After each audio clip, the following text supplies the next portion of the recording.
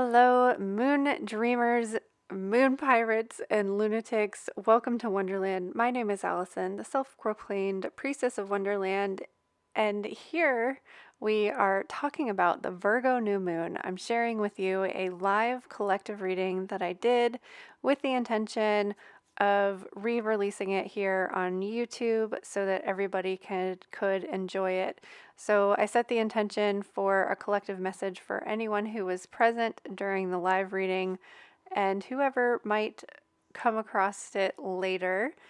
I've also combined the messages that came up in this live stream reading with the collective message from my Virgo new moon pick a card readings and kind of mesh them together to give you as much information as possible to help you plan and integrate over the Virgo new moon weekend, because I think it's pretty heavy and heavy for a lot of us, and that is kind of the nature of earth energy. Like, it brings you down to the ground and gets down to the nitty-gritty of what it is exactly that you are needing at the time. And there's a lot of physicality to it, those earthly, tangible things, but also your physical body. So I think it's important that you take some time out over this new moon to do something nice and kind for yourself.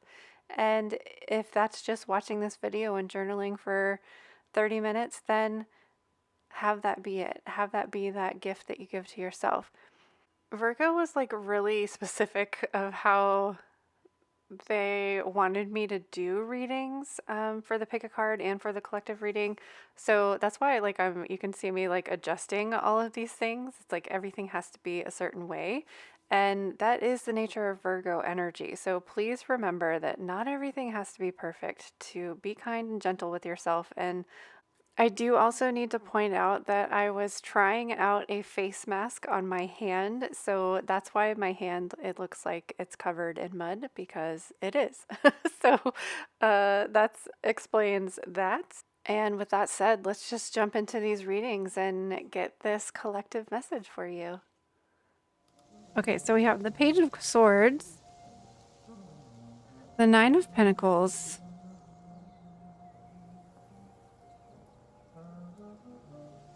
the reversed Ace of Wands, the reverse Magician,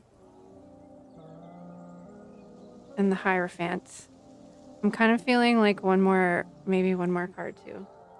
Oh wait, one more won't fit though.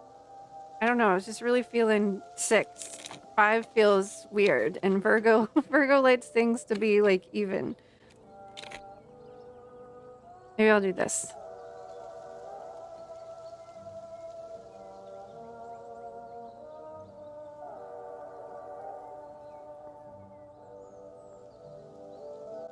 Yeah, doesn't 6 feel better? I was like, no, 5 doesn't feel right. But 4 didn't feel right either. All right. Well, without pulling any oracle cards, I was feeling like the Mercury retrograde is going to be significant around the new moon. And actually, I think Mercury, Virgo's ruled by Mercury first of all, but I think Mercury is like making some sort of aspect. Is Mercury in Virgo? So it's conjunct. I don't know. For some reason, I was getting the message that Mercury retrograde is going to be significant around the new moon or have some sort of effect.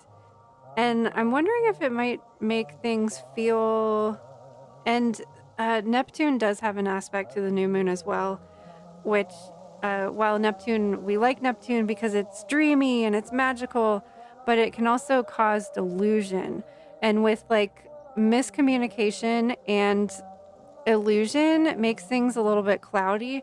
But we do have the Page of Swords here, so hopefully there is something that is clear for us on the new moon. Something will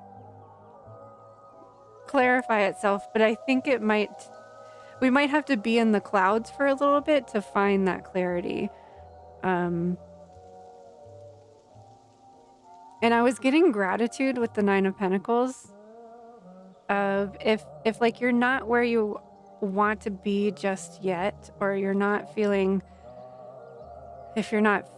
the like prosperous abundance Nine of Pentacles energy, I feel like paying attention to the things that, and this could be say the same for the Page of Swords too, if find the things that are clear. Like, don't try to figure out the things that aren't making sense. Focus on the things that do make sense, the things that are clear, and the things that do stand out for you. And also focus on the things that you do have and be grateful for them, express gratitude for them, instead of focusing on what you don't have, which is kind of important to consider on a new moon, because that is a time when we're thinking about, well, when you're thinking about what do you want, you're also thinking about what I don't have. Like, well, I don't have this, so I want it, and setting intentions to figure out how to get it. But I think it's more about like what is working and what's clear, what's working, what you already have, expressing gratitude for that, and making that thing that is clear and that's working work even better and be the thing that supports you and stabilizes you. The thing that I don't like seeing here in the middle is the reversed Ace of Wands and the reversed Magician. And the reversed Ace of Wands makes me feel like it's a lack of motivation, lack of inspiration, and feeling like maybe you're not ready, or you're not able, or you're not capable of doing whatever it is that you're setting your intentions around. But then I like that the Hierophant is not considered a Virgo card, but it can certainly be used for it, because I really do kind of look at the Hierophant as the teacher, and specifically like the spiritual teacher, and being disciplined. And it's kind of interesting, the Hierophant is 5, and then we have the 5 of Pentacles in reverse right next to it. And we like seeing the 5 of Pentacles in reverse because this means that we're shedding and releasing and letting go of the things that make us feel like we don't belong, or feel like we're not allowed to do something, or not worthy of something, or feeling down on your luck. So this is our luck's changing and thinking more positive, feeling more positive. And honestly, I kind of feel like with this 5 of Pentacles, of like not caring about not fitting in, and not like allowing yourself to be weird, like let your freak flag fly. Because the thing about Virgo energy, traditionally speaking, the Virgo is focusing on the self and self-improvement and perfecting the self. And in order to perfect that, you have to 100% like be your authentic self, be the best version of yourself, and strive to do that. Strive for that highest, best self.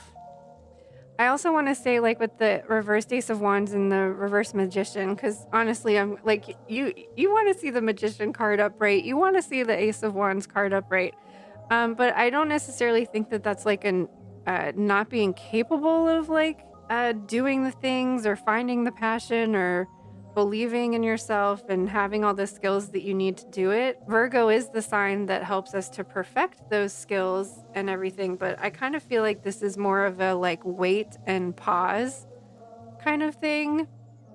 Not necessarily like don't do that, or and to certainly just not force that inspiration because of all the other planets going retrograde. I think we're just going to feel this kind of ambivalence, I guess, instead of this like running towards something passionately kind of energy. I kind of feel like this is more speaking to the retrogrades and things being slow and giving us more time, allowing for more reflection and figuring out what you want, that sort of thing. But anyway, specifically with the Virgo moon, it's more about the planning part than the action part. So there's not necessarily a lot of movement right now, even though we do have a Aries full moon in a couple weeks. The Aries full moon isn't necessarily going to be about action either. It's going to be about illuminating the action and the progress that you've already made. Alrighty, what archetype card do we have? The heart, the castle, and the flame. Very interesting. What strikes me about the three of these cards is that they're all like something being like framed and something illuminating like in the center. And then we have the flame on that one.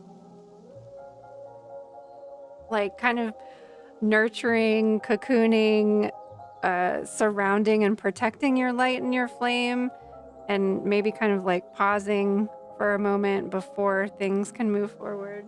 The heart, the home, the center, the throne. Interesting to have the throne and the castle together. It is possible from an imaginal point of view to sense the heart as a place. Either we are there within the realm of expansion and compassion, or we have drifted somewhere else. There is no in between. It is common for us to leave this archetypal center without realizing it, as the world, with its seductive twists and turns, offers us frequent departure. We may even become a stranger to the landscape of the heart, leaving it vacant for long stretches of time. The seat of the heart is often reclaimed by nature, music, dance, and the presence of children or animals. This card encourages us to move past the layers of life's tangles and knots and enter the wild and sacred center of the self. The most precious throne in the galaxy is awaiting your return. I feel like this feels very fitting for a Virgo. The Virgin goddesses traditionally were very skilled at whatever it was that they're very skilled at. Because they weren't focused on love or marriage, they were focused on honing their skills and perfecting themselves and finding that strength and power that way versus a connection. The palace, the penthouse, and the fortress. It's no wonder fairy tales of sleeping princesses within castle walls. Like most archetypes, the castle is loaded with duality. It represents abundant riches, which we have with the Nine of Pentacles, seductive fantasy, which I was talking about with Neptune being illusional, can also be seductive, ornate wonders, and lavish adornments. Yet the walls are thick, cold, and shadowy. This card points to a tendency to hold on to possessions, quite possibly a literal home or position, that project the image of achievement, while the soul longs to run barefoot in the forest, leaving it all behind. At times we must settle down, yet the castle lulls us with its spell of materialism, and we fall asleep to our deepest dreams. The castle can be a motivating force, an enchanting goal to travel towards, but it is best not to linger within its walls of decadent deception for too long. I don't know, I kind of feel like this could be speaking to what I was saying about the reversed Ace of Wands and Magician not necessarily being like a lack of the inspiration or lack of the skills. It feels more like a pause, like it's saying the castle is a place to like find safety and structure, but not forever, to still allow yourself to venture out. So I don't know, it kind of feels like it was speaking to a pause, allowing this retrograde period to be a little bit of a pause, but you're still like gestating and planning and working kind of within the walls before you're ready to like branch out. The fire, the spark, the glimmer. In Sanskrit, the word for fire is Agni. The ancient yogis saw this flame at the center of the abdomen and believed it to be responsible for our vitality. When it is lit, we are connected to our purpose and sense that life is a sacred gift. It is said that those who cannot see the sacred around them have let their inner flame go out. Think of this card as a call to reignite that fire, to cup your hands gently around those things you've forgotten. Wow, like literally cupping your hands around something. I'm going to read that again. Think of this card as a call to reignite that fire, to cup your hands gently around those things you've forgotten and protect the flame, no matter how harshly the winds around you blow. It could be an inner archetype that begs you to light its wick.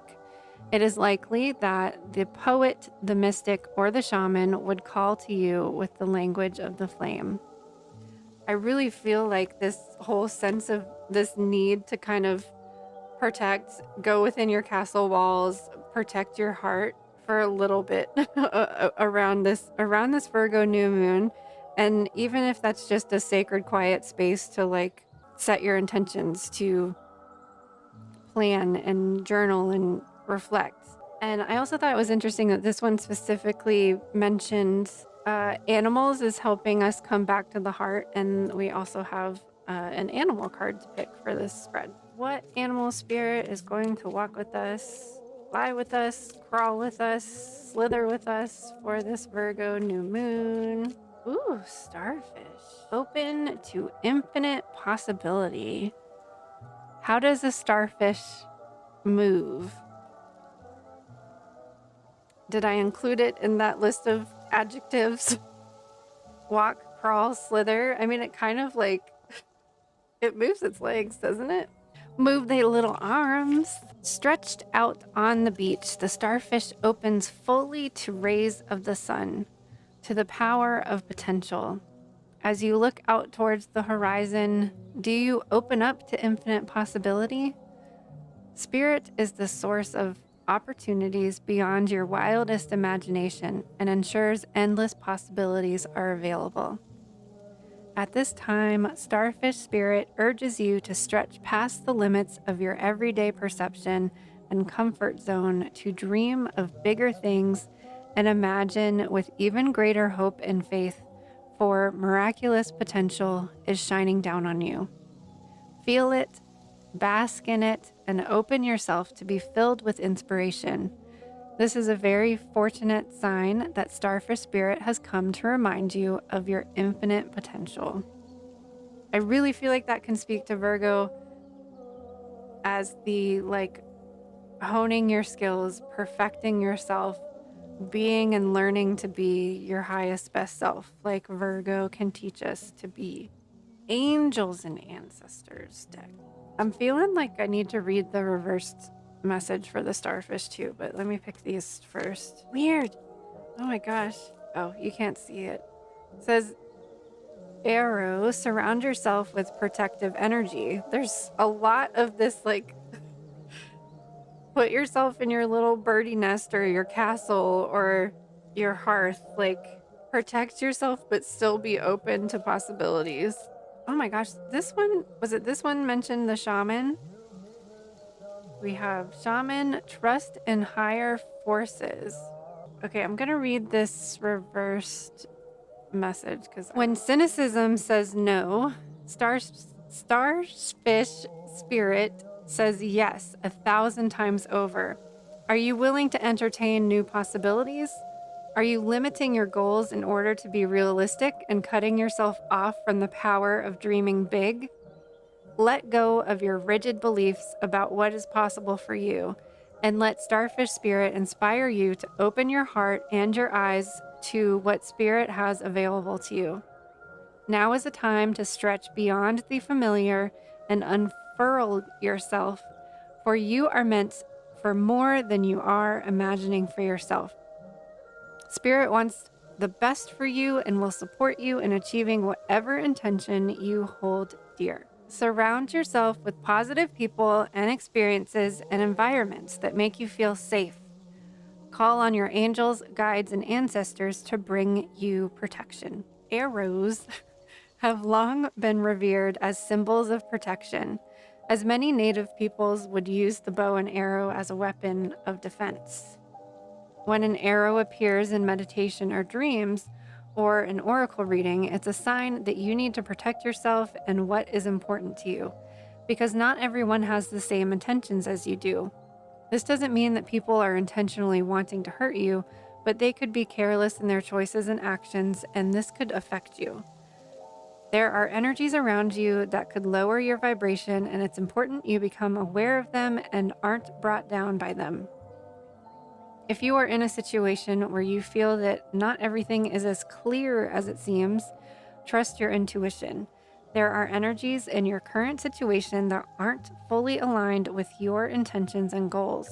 Follow your intuition about who you trust and what to trust.